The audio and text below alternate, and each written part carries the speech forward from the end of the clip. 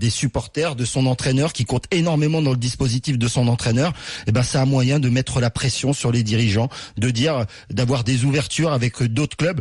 Il lui aurait fallu pour qu'il augmente son salaire, qu'il ait des touches sur des clubs un petit peu plus importants que l'Atlético Madrid. Donc pour toi, pas un bon point pour Thiago Motta. Gilles, supporter du Paris Saint-Germain, est-ce qu'il faut absolument retenir Thiago Motta? Bonjour Gilles. Bonjour. Je suis un peu surpris de ce que j'entends. Concernant Thiago Motta, bien sûr que je vais le défendre. Il a entièrement raison. Pourquoi il a raison? Parce qu'il me fait penser un peu, il est dans la situation que Makelele était quand il était au Real de Madrid. Il est exactement dans la même situation. On a vu quand Makelele est parti en Angleterre, on a vu ce qu'il est devenu du Real de Madrid. Concernant Motta, moi, où j'en veux, c'est plus à Nasser. Nasser a mis des salaires exorbitants à des joueurs qui, pour moi, ne méritent pas ces salaires-là. Je parle de Lavezzi, je parle aussi de Matuidi. Oui, je parle bien de Matuidi, qui touche en ce moment pratiquement 880 par mois. Et Motta, c'est vraiment, quand on regarde tous les matchs du PSG, c'est vraiment le chef d'orchestre de cette équipe. Il y a les matchs du PSG avec Motta et les matchs sans Motta. Aujourd'hui, Motta, il se retrouve à quoi? Il lui reste 3 ans à faire au plus haut niveau. On n'arrête pas de lui dire que c'est l'ADN.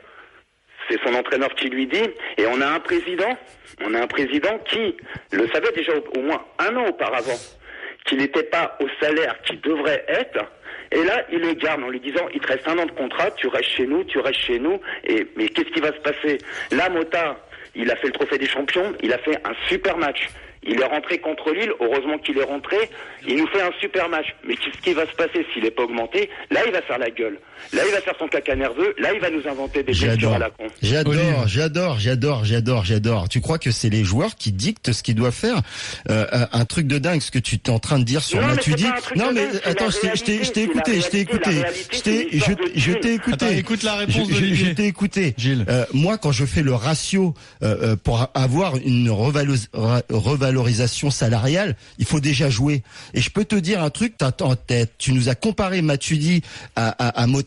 Motta n'a pas joué énormément. On l'a vu plus sur le banc ces dernières saisons. C'est vrai que lorsqu'il est rentré, c'est un joueur très important. Mais quand tu signes un joueur, et surtout quand tu veux revaloriser un joueur, il faut que ça soit un joueur qui soit présent sur le terrain, un joueur qui ne soit pas blessé. Et en l'occurrence, entre les deux joueurs, il n'y a pas photo pour l'instant. À l'heure d'aujourd'hui, mais là, ce que j'entends, c'est une grosse connerie. À l'heure d'aujourd'hui, dans l'effectif du PSG, Motta, il est irremplaçable. Il n'y a personne d'irremplaçable. Matuidi, il est remplaçable. Je te donne un exemple. Moi, je te fais jouer Di Maria à la place de Matuidi. C'est pas le même profil. Di Maria, il n'a jamais été aussi bon au Real de Madrid qu'au poste qu'occupe aujourd'hui Matuidi. C'est hyper drôle parce que tu nous parlais de Makelele tout à l'heure. Je viens de te prouver le contraire. Motta, il est irremplaçable. Il n'y en a peut-être pas 3 joueurs comme lui en Europe. Oui, tu nous parlais de Makelele tout à l'heure, l'importance qu'il avait au Real Madrid, c'était une importance capitale dans le jeu, dans la redistribution du ballon à Zidane à l'époque. Et là, tu es en train de dire que demain, si on perd Blaise Matuidi, un mec qui court 11 km par match et qui fait le travail de tout le monde derrière, et tu vois pas cette importance-là, je pense que tu vas avoir des problèmes avec les propres supporters du PSG dont tu es.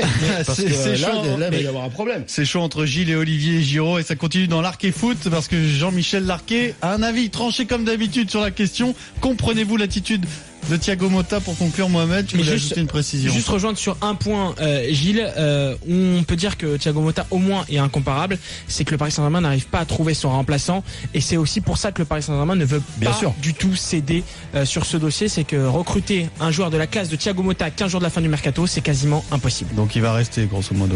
Il va rester, je pense, selon moi, avec une très grosse revalorisation. Merci Gilles, le débat continue donc à partir de 19h dans l'Arqué Foot. Dans un instant, on vous présente le nouveau petit bijou qui devrait faire des merveilles sur les mers et océans du monde, le trimaran massif de François Gabard qui a été mis à l'eau aujourd'hui. Et puis on sera avec Dorian Mortelette qui prépare les championnats du monde d'aviron qui ont lieu en France cette année à partir du dimanche 30 août. C'est l'Intégral Sport, à tout de suite.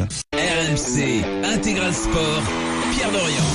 L'Intégral Sport jusqu'à 19h. Olivier Giraud avec nous. On va partir en mer et juste après, eh bien, on parlera des Jeux Olympiques de Rio 2016 avec Dorian Mortelette qui est vice-champion olympique du 200 barreur. C'est de l'aviron. Les championnats du monde démarrent à Aiguebelette en Savoie.